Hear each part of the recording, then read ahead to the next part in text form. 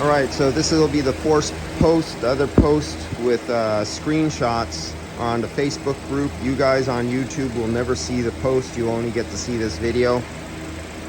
So this is running here. Look for leaks. It only had 3 ounces in it.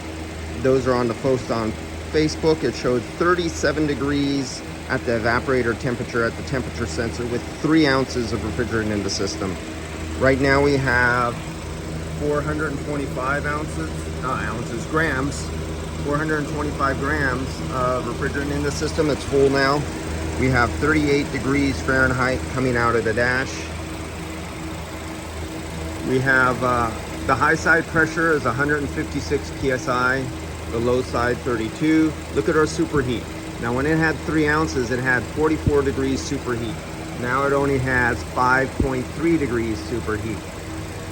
Don't look at the subcooling. I have something wrong with my wire. My sensor is messed up on this, so there's no subcooling to look at. Let's go inside and take a look at what the auto and the computer has to say. 38 degrees Fahrenheit. So now let's go into this. This is a X3, a 2017 X3. Here's our auto. So let's read, let's see what we got going on here.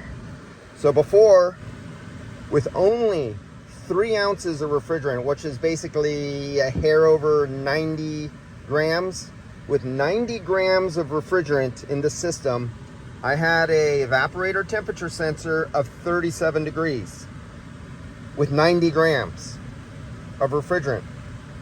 Now I have 450 grams of refrigerant in the system. I have 37 to 36 degrees Fahrenheit evaporator temperature sensor. Did you get that? 90 grams or 450 grams.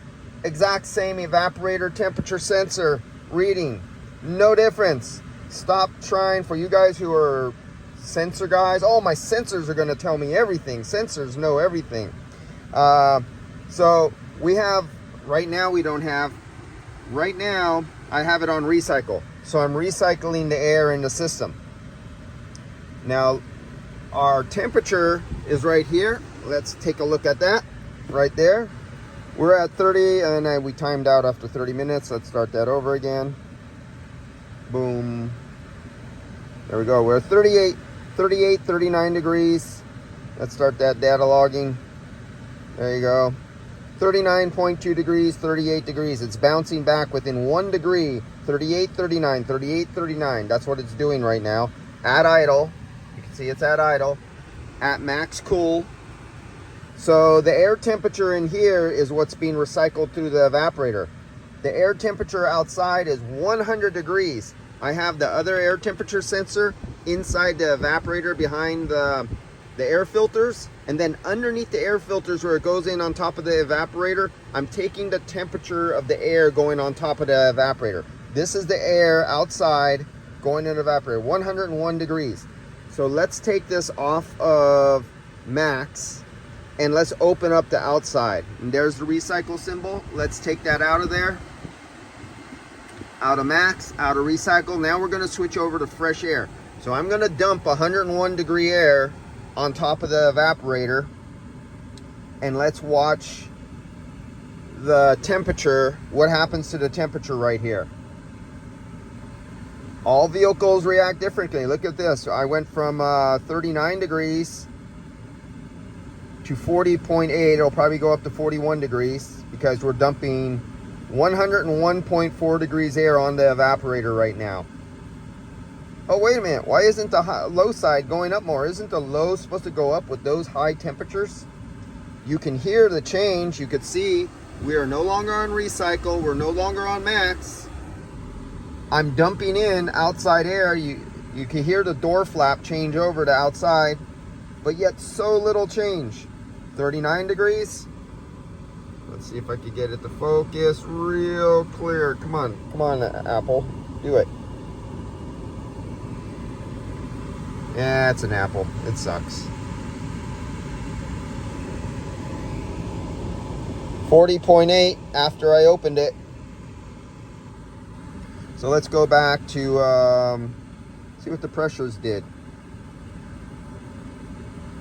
So now I'm loading it up with 101 degree over the evaporator. 101 degrees. Look at how low that low side is. I don't even have RPMs up.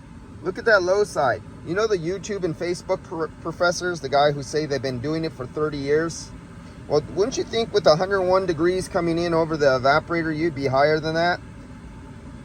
In recycle, we were at 150.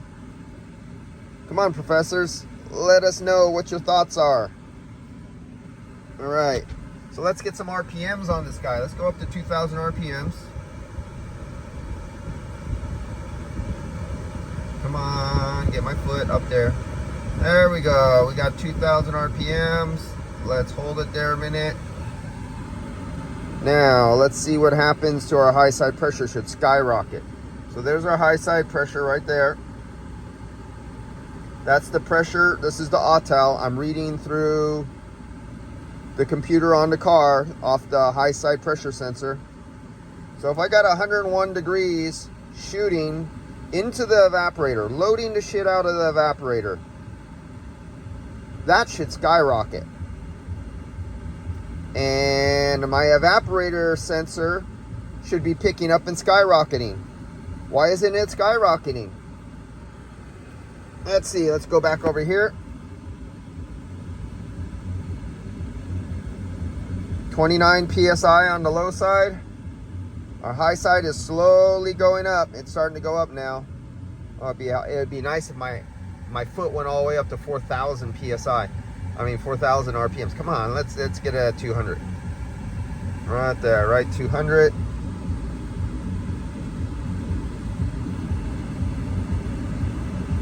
$39 degrees coming out of the dash. With 102 degrees. 102 degrees is feeding through the filters, coming in the car, dumping on the evaporator. But I got 39 degrees out of the dash.